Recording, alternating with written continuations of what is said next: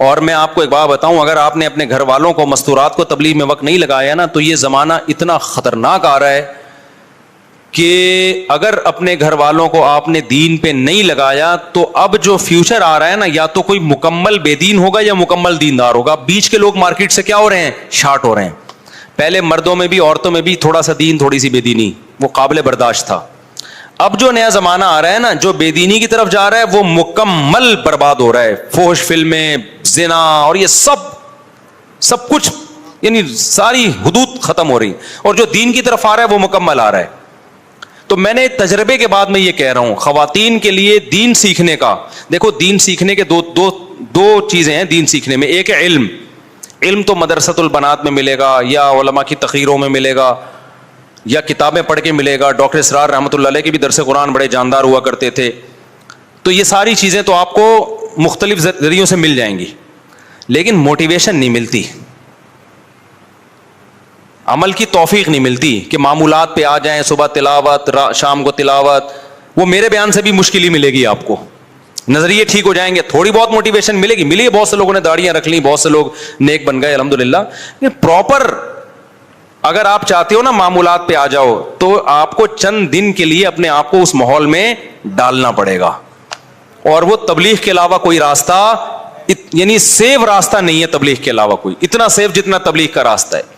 تو اپنے گھر کی مستورات کو جماعت میں لے کے نکلو, پھر اس کی برکتیں دیکھنا گھر میں. صبح صبح آپ کی بیگم قرآن پڑھ رہی ہوگی, آپ کو اتنا اچھا لگے گا. ابھی کیا ہوتا ہے, صبح صبح اٹھی بھی نہیں ہوتی, اٹھتی 12 بجے, کیونکہ رات 2 بجے تک ٹک ٹاک پہ بیٹھی ہوئی ہوتی ہے, وہ فیشن ڈیزائن اور یہ سب چیزیں دیکھ رہی ہوتی ہے. یہی ہوتا ہے نا, 3 بجے جا کے سو رہی ہیں, کیونکہ لوگ کہتے ہیں یار بستر پہ لیٹنے کے بعد تو موبائل دیکھنے کا مزہ آتا ہے. دیکھتے رہتے ہیں 2 3 4 گھنٹے, تہجد سوال ہی پیدا نہیں ہوتا. فجر بھی گئی, 12-1 بجے سو کے اٹھ رہی ہیں, پھر ان کو پتہ نہیں خیال آ رہا ہے, پھر موبائل دیکھا, کوئی نئی ڈیزائن کی مہندی آئی ہوئی ہے, کوئی یہ آیا ہوا ہے, کوئی. گھر میں برکت ختم. جب آپ گھر جاؤ گے آپ کو لگے گا بیگم دوپٹے میں بیٹھ کے قرآن پڑھ رہی ہے, خدا کی قسم آپ کو ایسا لگے گا جیسے آسمان سے سکون اتر رہا ہے. اشراق پڑھ رہی ہے, اوابین پڑھ رہی ہے, دعا مانگ رہی ہے. ہم اپنی والدہ کو دیکھتے تھے مصلی پہ بیٹھی رہتی تھی, اور والدہ کا ہمارا آخری ٹائم تھا, وہ ان کے یعنی ہوش ٹھکانے نہیں تھے, ان کو کچھ نہیں پتا تھا. 2 سال بستر پہ اسی طرح گزرے, لیکن جیسے ہی تسبیح ہاتھ میں پکڑاؤ ٹھک ٹھک چلنا شروع, کیونکہ عادت پڑ چکی تھی نا. میرے بھائی سورہ یاسین پڑھتے تھے, آخری لفظ چھوڑتے تھے تو والدہ کی زبان سے نکل آتا تھا آخری لفظ. اب جو نئی نسل ہے, جب اس کی موت کا وقت آئے گا, بڑھاپے کا وقت آئے گا, وہ ہوش حواس نہیں ہوں گے, تسبیح ہاتھ میں پکڑاؤ گے ان کو کچھ نہیں پتا چلے گا. موبائل پکڑاؤ گے, ٹک ٹاک ٹھک ٹھک ٹھک شروع. جو چیز زندگی بھر کی ہو بڑھاپے میں وہی ہوتی ہے. تو گھر میں برکت چاہتے ہو, دینداروں کے گھروں میں جاؤ, ایک الگ ہی سکون ملتا ہے بھائی جی, ایسا روحانیت ملتی ہے.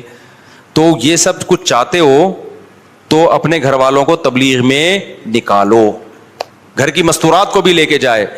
اور پھر تبلیغ میں مستورات کے قوائف ہیں, چھوٹا بچہ ہے تو پھر نہیں وہ لے جا سکتے. تو ابھی جن کی نئی شادی ہوئی بچے نہیں ہیں تو وہ لے جائیں 40 دن کی جماعت میں, 15 دن کی جماعت ہوتی ہے, اس میں لے جائیں اپنی اہلیہ کو.